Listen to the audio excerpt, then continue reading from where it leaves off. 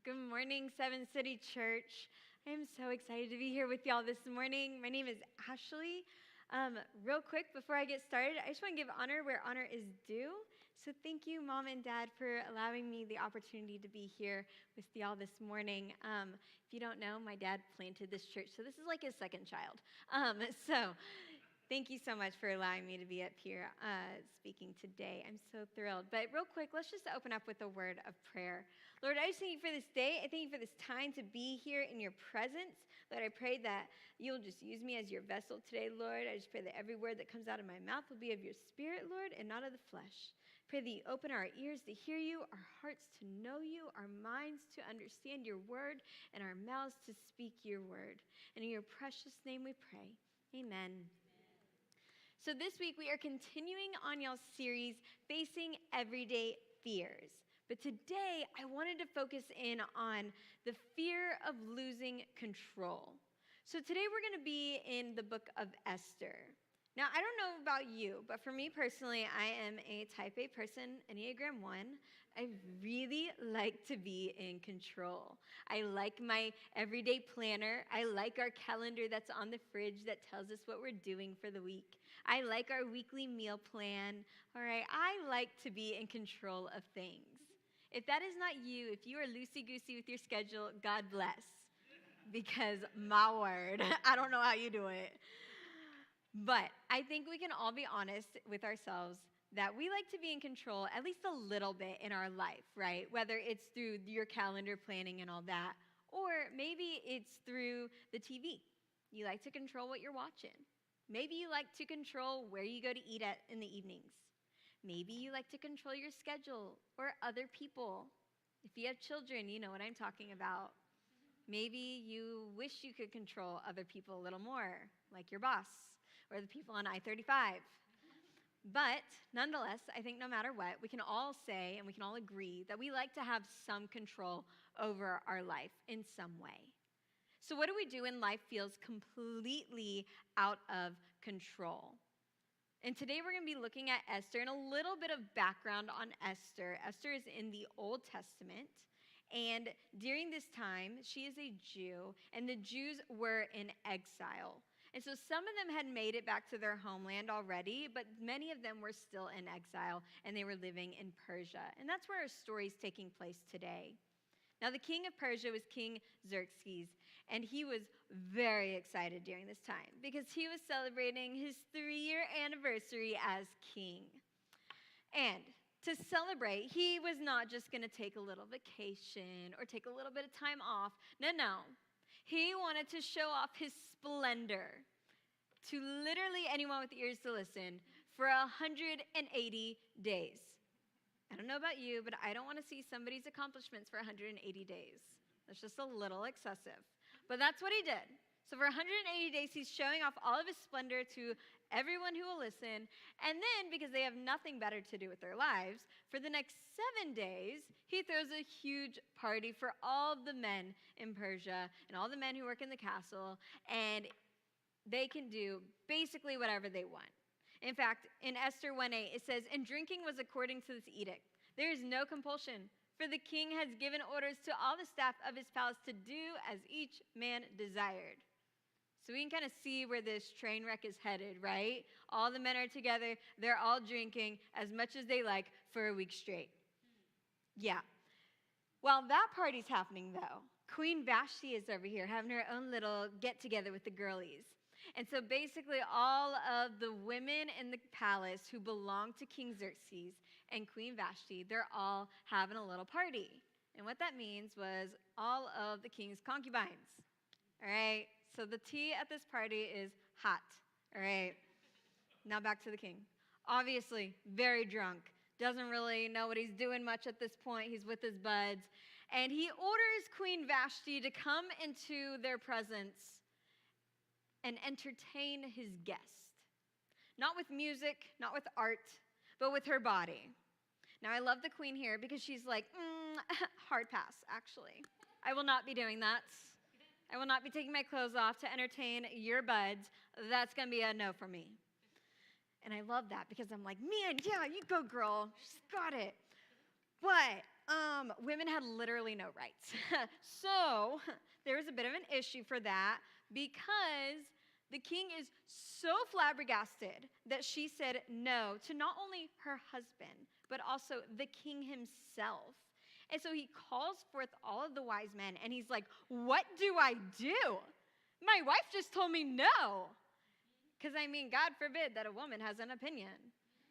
But the men that he talks to, the wise men, are like, well, we cannot allow this to happen. Because if the queen is denying you, then other women will hear about it, and they'll deny their husbands. That would be nonsense. Load of nonsense. So what does the king do? He banishes his queen. He banishes his wife for not obeying him. He says, you cannot control your life, and you must obey whatever your husband says. Talk about having a fear of losing control. Sure, the queen didn't have any control in her life, but the king feared losing control so much that he banishes his wife, his queen.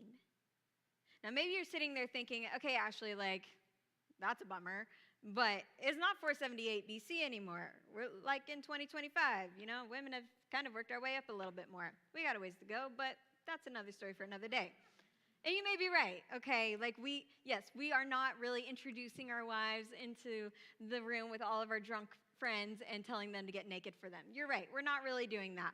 But we can still have a control issue in the same way that the king did.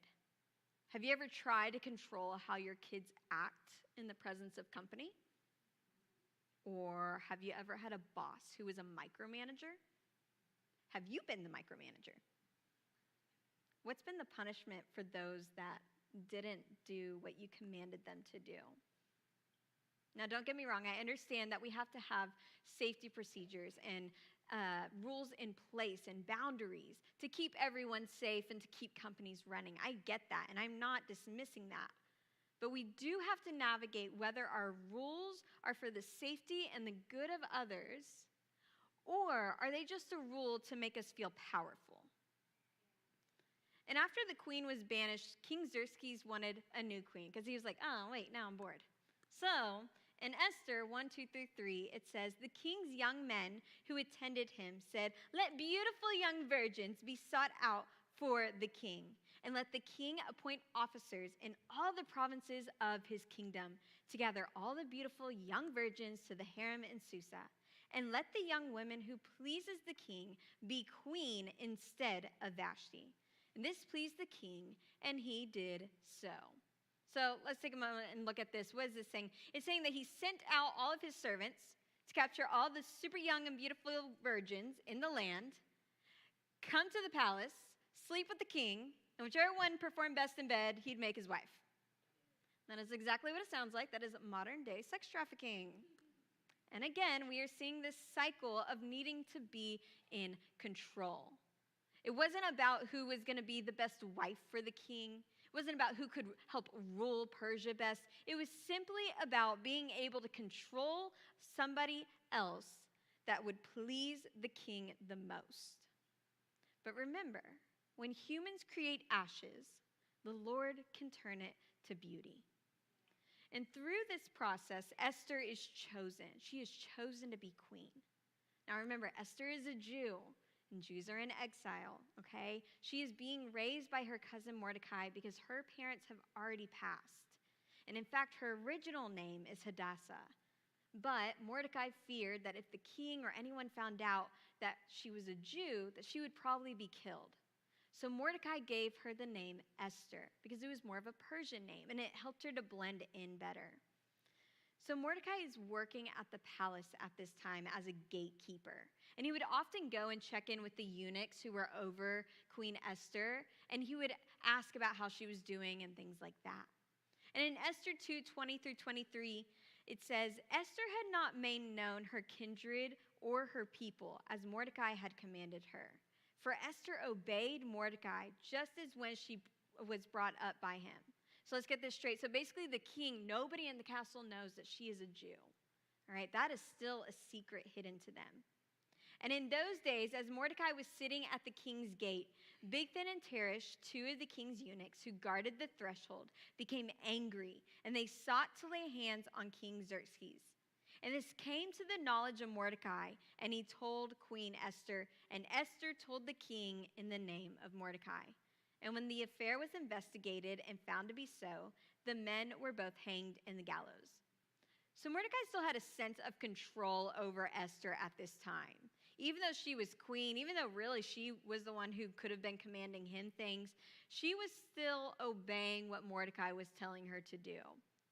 But Mordecai's control wasn't to form chaos. In fact, it was really to help her, because he wanted to help her, Queen Esther, understand of any chaos that was happening within the palace walls that would have harmed the kingdom or the king or Esther. And so when Mordecai would come to Esther with something, she would tell the king about it, and they would approach the situation as needed. And perhaps your fear of losing control is similar to Mordecai's, where you want control over those that are higher than you, but it's for their good. Think of it this way. If you go into work and your boss is like, hey, listen, I know I'm never here, but I have all these new plans and policies that I want to implement into your department. And they don't ask you like any of your advice, right? And you're looking over those plans and the policies, and you're like, that's not going to work. Like, you can just already start to see it in your head, and you're like, you want to, this isn't going to turn over very well. And maybe you're very fortunate and have a wonderful boss. And so you're able to go to your boss and be like, listen, I know you're trying to help, and I appreciate the help. I don't think that this plan's going to work too well. Here's why. But I have another plan, and I think if we implement this, it might work out a little bit better for the company and for the department.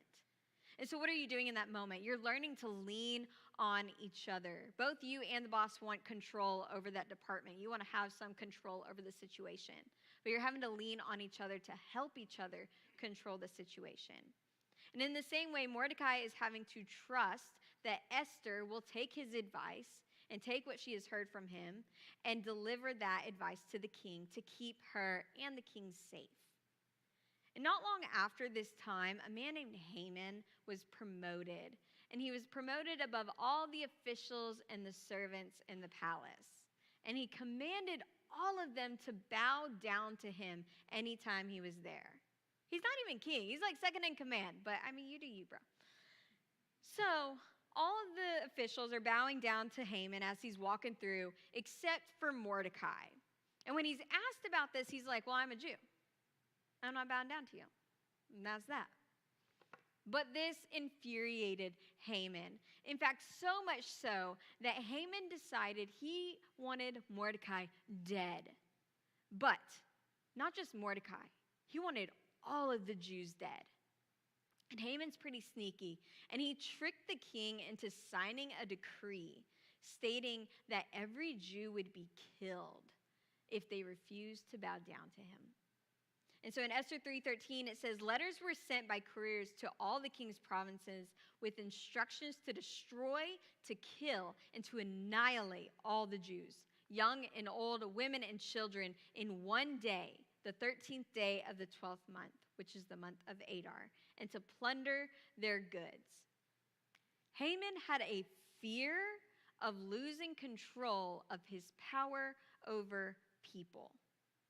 Ever felt that before? I don't know if you have a teenager, and you know how teenagers are. Sometimes they believe they just like know everything in the world, right? You tell them, go clean your room. I know. You need to do this. I know. Yeah, we've heard it.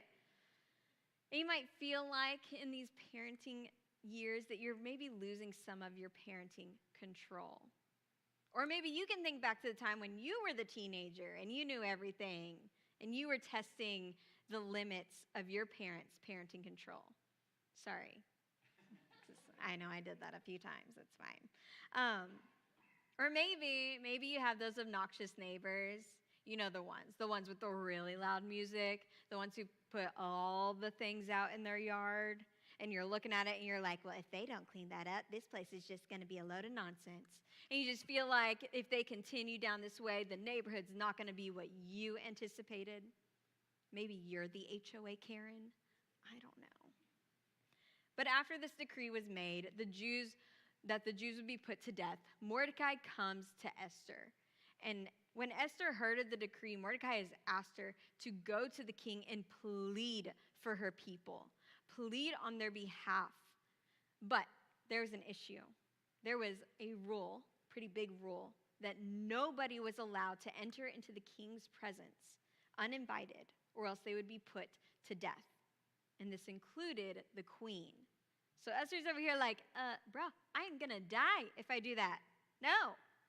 But Mordecai responded to Esther in Esther 4:13 through 14. He said, do not think to yourself that in the king's palace you will escape any more than all the other Jews. For if you keep silent at this time, relief and deliverance will rise for the Jews from another place. But you and your father's house will perish. And who knows whether you have not come to the kingdom for such a time as this. So what is Mordecai telling Esther? He's telling her that, listen, if you don't approach this situation, there will be consequences. Mordecai believed that the Lord would still deliver the Jews. He said, if it's not going to be by you, Esther, it's going to be by somebody else. And if you don't help, there will be consequences for you. You are not safe inside of the palace just because you are queen. What I love about the story of Esther is that God's name is never mentioned throughout the entire book. It's never mentioned, and there's no record of God speaking in the entire book. But yet it's so evident that he is present, that he is there, that he is working in Esther's life. And Esther responds to Mordecai in Esther 4:16. She says, go gather all the Jews to be found in Susa and hold a fast on my behalf. Do not eat or drink for 3 days, night or day. I and my young women will also fast as you do. Then I will go to the king, though it is against the law. And if I perish, I perish. So what's Esther's response in her moment of losing control? She turns to the Lord. She asks for every Jew to fast and to pray with her. And she understands that her calling is in the Lord's hands, not in hers. And she is willing to die for that. And often we fear losing control because we don't know what the outcome will be if we're not in control. But the truth is the Lord is meant to be in charge. And if the Lord is in charge, his outcome will always be greater than anything we could anticipate. And after 3 days, Esther appears before the king. And it says in Esther 5:2, and when the king saw Queen Esther standing in the court, she won favor in his sight. And he held out to Esther the golden scepter that was in his hand. And then Esther approached and touched the tip of the scepter, and the king said to her, what is it, Queen Esther? What is your request? It shall be given to you, even to half of my kingdom. So get this picture. Esther has just entered into a space that is forbidden. She has entered into the king's presence when she was not invited. She should have been put to death. But the king saw her and is like, what do you want, girlie? You want half my kingdom? It's yours. I'll give it to you. If that's your desire, take it. This is crazy. I love it. You can see how the Lord is protecting her. He is wrapping himself around her. He is guiding her. And in that moment, as Esther is protected by the Lord, she invites the king and Haman to a banquet that she has prepared for them. And they come. And again, while they're at this banquet, the king is like, girlie, what do you want? You want half the kingdom? It's all yours. You can have it. Like, I just picture him with like the little heart eyes, right? Just kind of how he is. And in this moment, Esther gets a little nervous again. And she's like, come to another banquet with me. And they're like, okay. And so she prepares another banquet for the king and for Haman. Now, let's take a look at this, though, from Haman's perspective. Haman is on cloud 9. He is thrilled. Like, imagine going up to your friends, and they're like, so what'd you do this week? And he's like, I just had a banquet with the king and the queen, and I'm going to another one tomorrow. Like, yeah, you're the talk of the town, bro. But even on his cloud 9, Mordecai still refused to bow down to him. This angered Haman so much. In fact, it angered him to a point that he could no longer contain it. And he's at home and he's venting to his wife and to his friends. And his wife is like, just have him killed. Go and have a gala made for him. Hang Mordecai tomorrow morning before you go to the next banquet, and then you can enjoy it. But how do you know that when the enemy has a plan for you, the Lord can certainly intervene in unique ways? So that same night that the gallows were being made for Mordecai to die on in the morning, the king is struggling to sleep. And so the king orders for the book of memorable deeds to come and be read to him while he tries to go to bed. This is basically like the equivalent of a bedtime story or a sound machine, okay? And so while the servants are reading him this book, they come across the deed of when Mordecai saved the king from the 2 eunuchs that were trying to kill him. And all of a sudden the king is like, whoa, Mordecai, did we ever thank him? And they're like, no. And he's like, oh, my bad. Now, I don't know. If it was me, if somebody had saved me from like my coworkers trying to kill me, I'd probably be thanking them every day. But we listen and we don't judge. And at this moment, Haman is coming to the king to tell him that he is hanging Mordecai in the morning. But before he can get any of those words out, he comes in Esther 6:6-9. It says, what should be done to the man whom the king delights to honor? That's what the king is asking Haman. And Haman said to himself, who the king would delight to honor more than me? And Haman said to the king, for the man who the king delights to honor, let royal robes be brought, which the king has worn, and the horse that the king has ridden, and on whose head a royal crown is set. And let the robes and the horse be handed over to one of the king's most noble officials. Let them dress the man whom the king delights to honor, and let them lead him on the horse through the square of the city, proclaiming before him, thus shall it be done to the man whom the king delights to honor. So what is Haman doing in this moment? He is setting what he thinks is for himself a big party. He's like, I'm about to be honored throughout the entire town. Everybody, including Mordecai, will have to bow down to me. And I love this next part because in Esther 6:10 it says, hurry, take the robes and the horse as you have said, and do so to Mordecai the Jew, who sits at the king's gate. And you cannot convince me that the Lord does not have a sense of humor after this whole passage, right? Because Haman is like, he has thought he is setting his party up for success. And then the king hits him with, yeah, do all that for Mordecai, right? Like your arch nemesis, your worst enemy, him. That's who I want it done for. And in fact, even Haman's wife knew after this that Haman was in trouble. Because his wife says in Esther 6:13, if Mordecai, before whom you have begun to fall, is of the Jewish people, you will not overcome him, but will surely fall before him. Even Haman's wife understood that there was something special about the Jews, that they had something special that nobody else could explain, and that Haman was going to fall at Mordecai. And again, Haman is at the king's banquet the next day. He's with the king and the queen, and they're over there, and the king is like, my queen Esther, what do you want? You want half the kingdom? It's yours. Just take it, I promise. But Esther responds in Esther 7:3-6. She said, then Queen Esther answered, if I have found favor in your sight, O king, and if it pleases the king, let my life be granted me for my wish, and my people for my request. For we have been sold, I and my people, to be destroyed, to be killed, and to be annihilated. If we had been sold merely as slaves, men and women, I would have been silent, for our affliction is not to be compared with the loss of the king.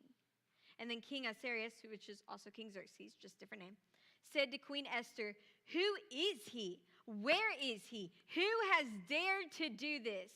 And Esther said, a foe and an enemy, this wicked man Haman. And Haman was terrified before the king and the queen. Haman was later hung on the gallows that was intended for Mordecai. And Mordecai took Haman's place in the palace.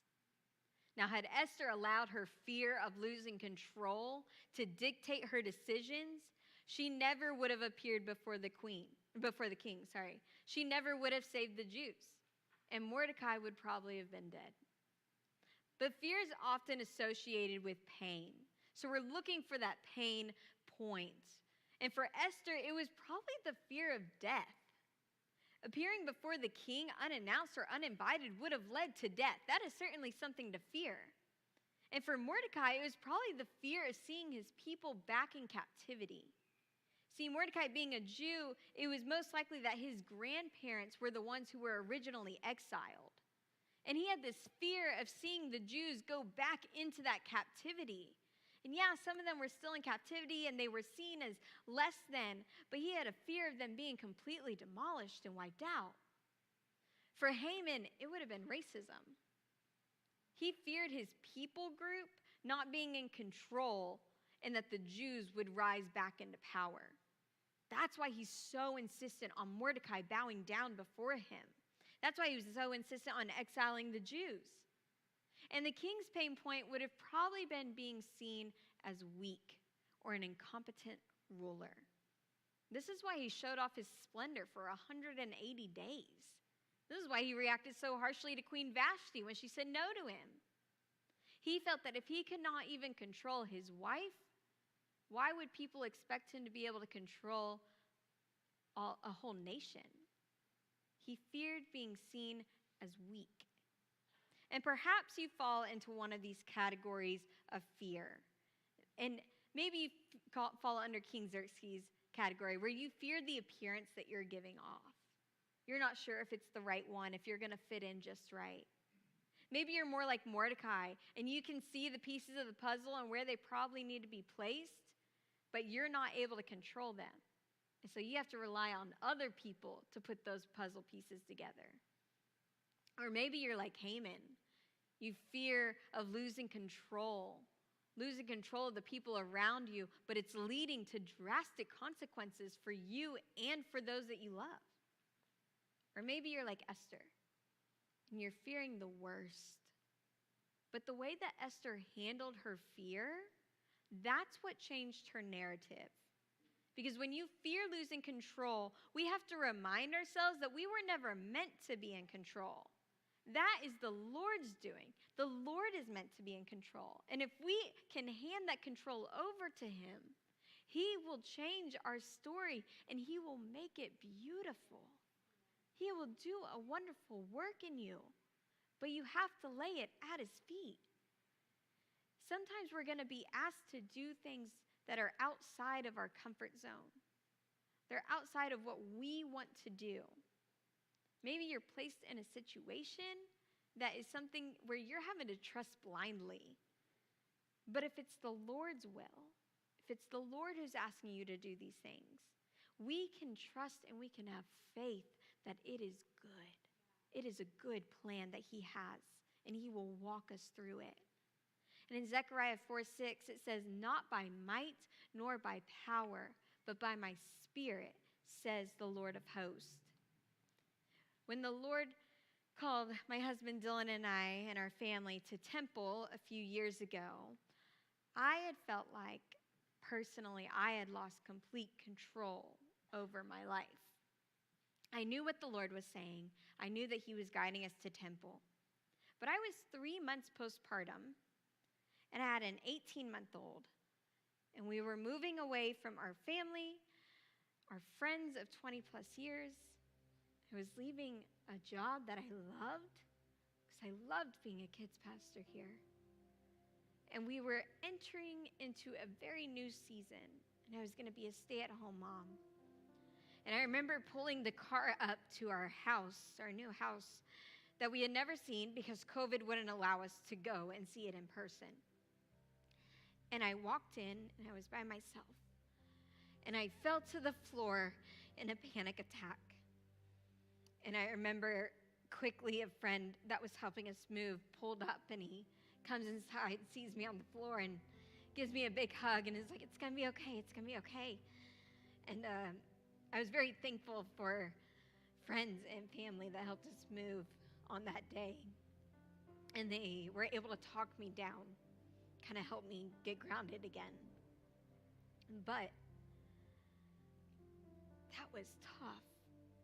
That was hard. And there are still tough days. Don't get me wrong. We have a great church that we attend that my husband is children's pastor at. We really enjoy our friends there, but we miss the comfort of Fort Worth. We miss being able to drive 10 minutes to see my parents or to see some old friends. I miss the days when I could sit in a familiar coffee shop and order my usual, or get a good burger, because Temple has really garbage food. And they have a really bad variety of restaurants. But that's my flesh trying to stay in control of my life. And when we can allow the Lord to take control of our lives, it will probably look different than what we expected. It will probably cost us more than what we wanted to pay. But the outcome will always be greater than anything we could have anticipated. And I'm not sure where you are today. Maybe you fear losing control. Maybe you're in that right now. You're in that storm. You've already lost control and you're not sure what's next. But what's your pain point? What's causing you to fear this loss of control? No matter the situation, I want to encourage you. Give it to the Lord. Trust that He has a plan, that He has a purpose, and that He will walk you and guide you through it. Remember how I said that He was silent in the story of Esther, but He was still present. That is still true today. Sometimes the Lord is silent in our situations, but that doesn't mean He's not present. He will still guide your path. He will still lead your way. But before we can ever give anything to the Lord, we have to first ask ourselves, is the Lord of our life?